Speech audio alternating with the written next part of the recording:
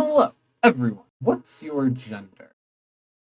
I'm glad that I found this because this will hopefully help explain some things to me. I feel like I am male. I am a man. There's words, terminology, things around gender and gender identity that I don't know. So, I am looking towards this game to help explain things. Let's play. Ooh, I really enjoy the subtle music. Yes. Also, real quick, I am going to try and put it in the description. I heard Dan Siegel. He is a psychologist and a neurologist. He spoke with, I believe it was Chelsea Handler, about gender and gender identity and what it has to do with the brain. There is so much stuff that goes into what develops your gender. That's both like a nature and nurture type thing. So before I get any comments about like people are just confused and don't know what they're talking about, there's actually a lot of science behind this, that people do know what they're talking about when they tell you that they are a certain gender, that they identify a certain way. On top of the fact that if you don't respect it, you're just an asshole. It's like if your name is Larry, I ain't gonna call you Ted. That's it. It's just a matter of respect. So let's get into the game. Alright. Okay. Looking around a room. What's your gender? Pink or blue? Blue is typically my go-to. So we'll go in here. Need to interact? Oh, I can jump? Okay. I, of course, didn't bother.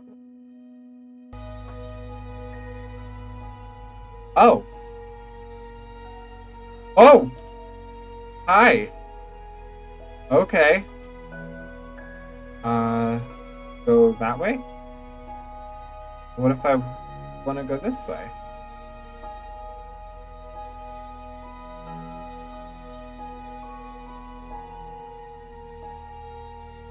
Trans. How do I know what my gender is? That's a great question. That's kind of what I'm here to try and figure out. So I could passing. Passing describes phenomena where a trans person is read as either this, their correct gender, and or the gender they want to be perceived as, by an outside party. Being able to pass is often seen as a privilege. Historically, the term has been used for I know POC stands for people of color who were white passing, and thus able to escape some of the legal and social conventions of racial segregation and discrimination. Ooh, pretty blue. Oh, hello.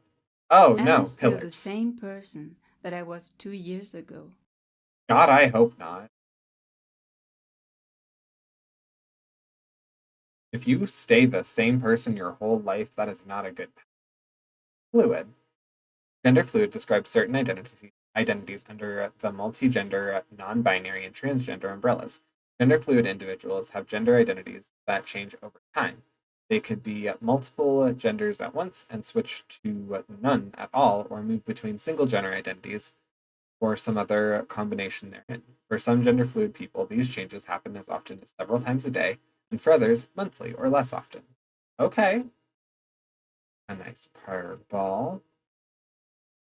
Oh, hello. Am I coming at this from the back?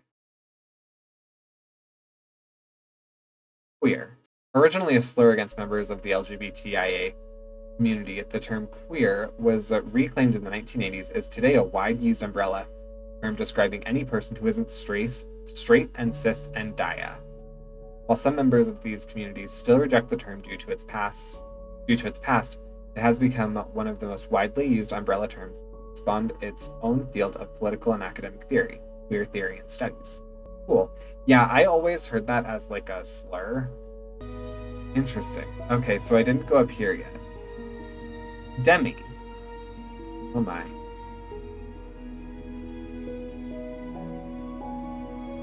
Are there parts of my identity that always stay the same?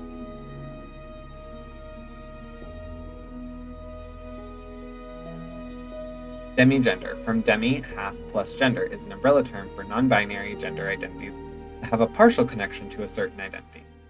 Okay, so like someone that feels more relatively masculine or more relatively feminine, but not always, just sometimes or most of the time, or only identifies in certain ways or in certain areas.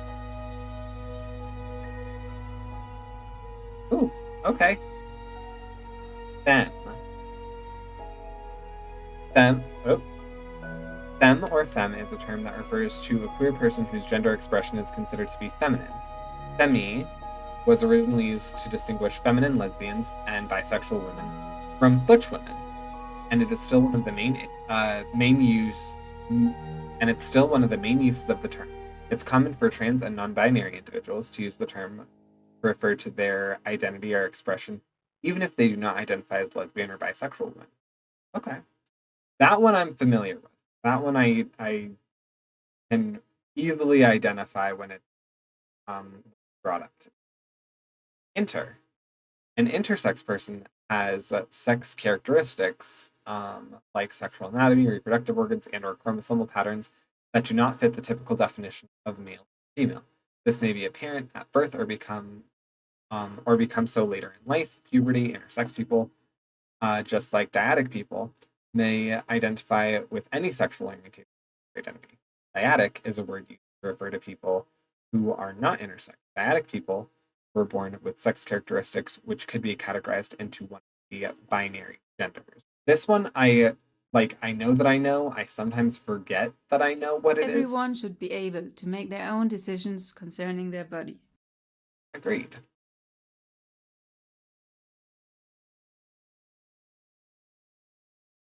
Ooh, pretty tree. Oh. Euphoria. Oh, hi. Thank you. Gender euphoria, sometimes called gender congruence, is the anatomy to gender dysphoria, is the antonym to gender dysphoria. It describes the phenomenon of a person experiencing joy due to one or multiple aspects of their gender identity or expression, e.g., pronouns, body features, labels. I feel like these are moving in front of me. There we go. Which situations make me feel euphoric about myself? Fair enough. I know there's like a dating app that I was hearing about that one of their questions is, what does gender euphoria look like to you? Which I think is just an interesting thing to be able to identify, like what would feel best about someone really identifying. Gender dysphoria refers to negative feelings arising from some aspects of gender experience. Examples include body dysphoria, which when caused by aspects of one's own body as well as being gendered. Gender dysphoria is experienced by many, but not all trans people. The term can also be used diagnostically, referring to persistent and clinical significant discomfort with an assigned gender.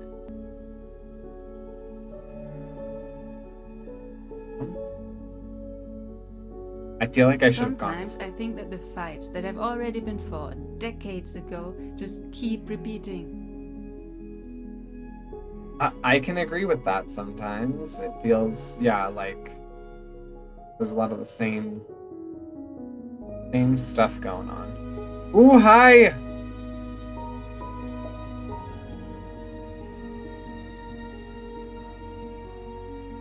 Pronouns. In linguistics and grammar, pronouns are words that substitute a noun or a noun phrase. Third-person pronouns can be used to talk about people without any using the full name of someone. People can have one or several pairs of pronouns, and some people don't have any or use their name as pronoun. In many languages, at least some of the third-person pronouns are binary gendered, leading to the creation and adoption of alternative pronouns. Okay. Z Oh, walks through the door. One walks through the door. They walk through the door. Ni walks through the door. A person walks through the door. that's actually really great for how to use those. So I can choose my pronouns myself. I wonder what that would feel like. Hi, what are you? I'm gonna go this way. It says void. Makes me nervous. The term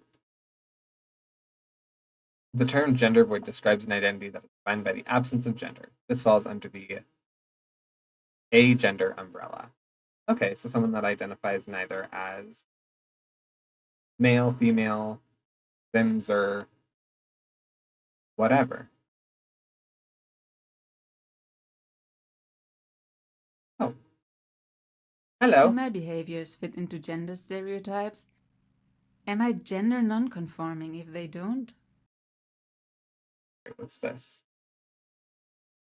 Drag refers to the performance of masculinity, femininity, or other forms of gender expression. A drag queen is someone who performs femininity, and a drag king is someone who performs masculinity. The term may be used as a noun, as in the expression in drag, or as an adjective, as in drag show. The use of drag, in this sense, appeared in print as early as 1870.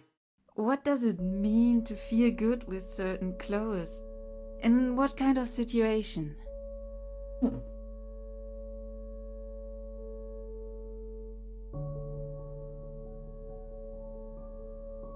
Oh. Alright, I did find myself back at the beginning of the game. So, I'm gonna go ahead and actually follow the rules this time. Cis. Cisgender or cis is a term for people whose gender identity matches their sex assigned at birth. It's the antonym to transgender and trans. The term is derived from the Latin prefix cis, meaning on this side of. The dichotomy of the terms cis and trans is also used in chemistry.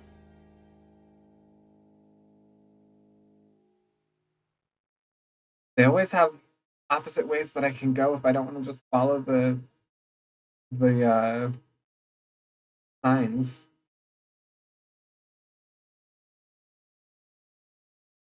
If I just follow these around and around, bring me back to cis. Do I It fit the does. category other people assigned me? Huh. Alright, trans we've already seen. And we'll go up the stairs. Oh, Hydra. In some South Asian countries, including India, Indonesia, Pakistan, and Bangladesh, the Hydra are trans or intersex people with a distinct and established gender identity. This is a very ancient tradition of a gender role that escapes a rigid gender binary, sometimes called the third gender. If I'm not mistaken, I think they did an episode of Taboo about this. The term is at times used to describe people who have other gender identities that are less well known in Western discourse. In some such cases, the term is offensive. Two-spirit. Two-spirit is a modern umbrella term used by some indigenous North Americans to describe Native people in their communities who fulfill a traditional third gender or other gender variant, ceremonial, social role in their cultures. The term Two-Spirit was created in 1990 at the Indigenous Lesbian and Gay International Gathering in Winnipeg, and specifically chosen to distinguish and distance Native American / First Nation people from non-Native people. So it's interesting. There are multiple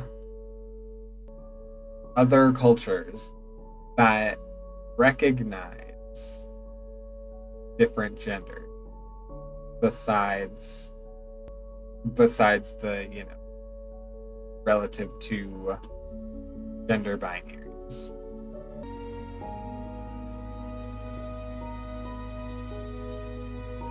What's down and over here?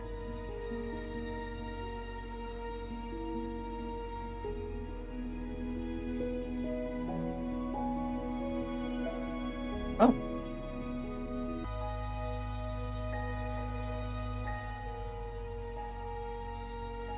Non-binary. Non-binary is a term that refers to those whose gender is not completely and exclusively male or female. They can identify with not having a gender at all, with both binary genders and a third identity, or an identity which can change over time. Non-binary people fall under the transgender umbrella term. Non-binary is an umbrella term itself, although specific people use it to describe their specific gender identity.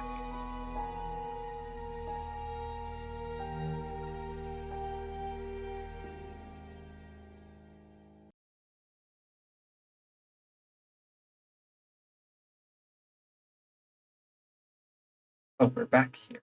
Okay. We did gender void, the elevator void. I guess we're at the exit.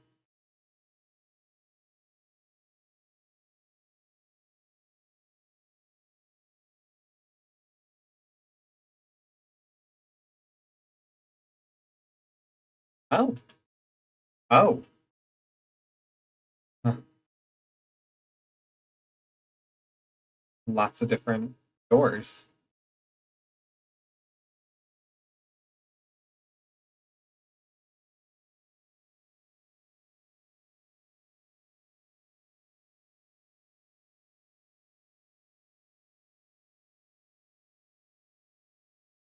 Interesting.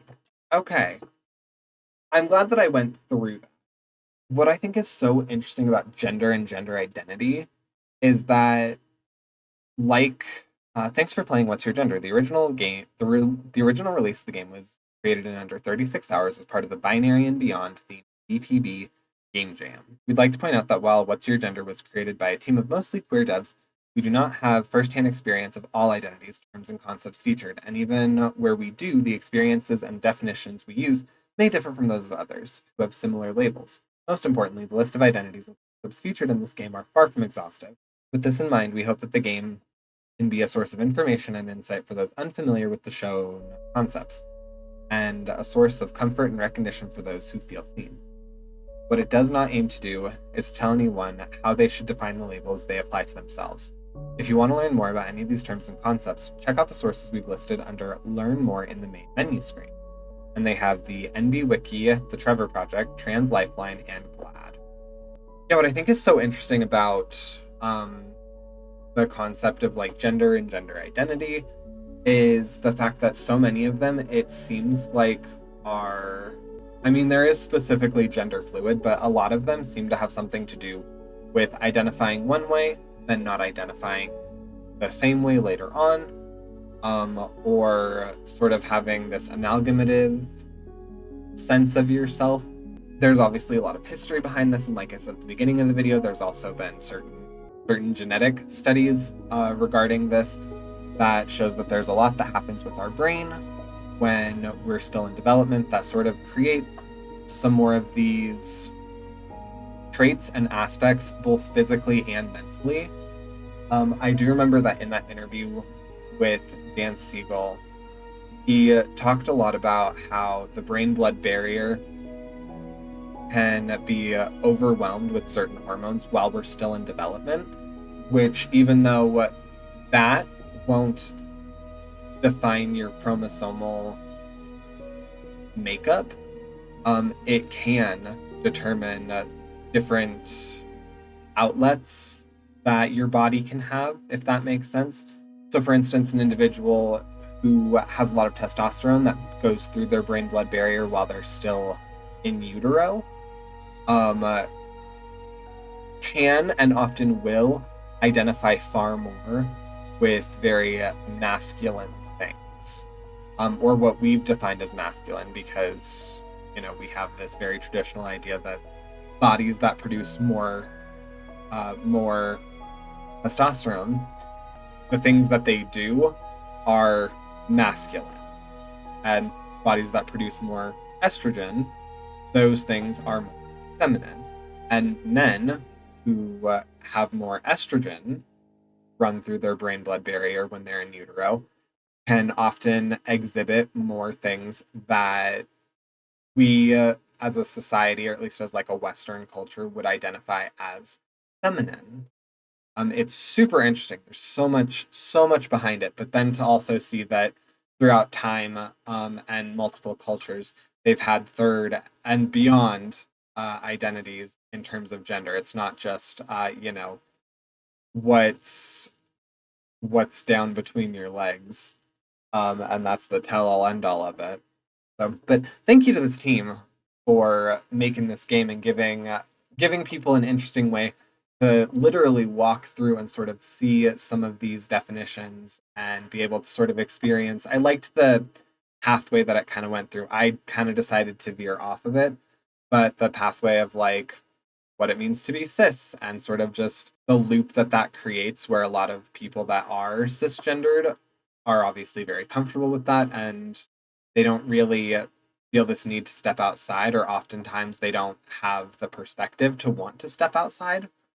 And meanwhile, when you look away from cisgender to sort of explore a little bit more, whether you're exploring yourself or wanting to explore that of other people, you find this myriad of other identities that people, people can really relate to, and that people want for themselves, or that people know other people that identify this way. And anyway, I hope you guys enjoyed this. If you made it this far in the video, go ahead and leave a like. Comment below if there were any identities that you feel had been missed. I know that they expressly stated that they didn't go over absolutely everything, but I'm always interested to learn more about how people identify, what they feel. And if any of your definitions sort of differ from this, let me know. Subscribe if you're new to the channel, or if you're not new and just haven't subscribed yet, and I will see you guys next time. Bye!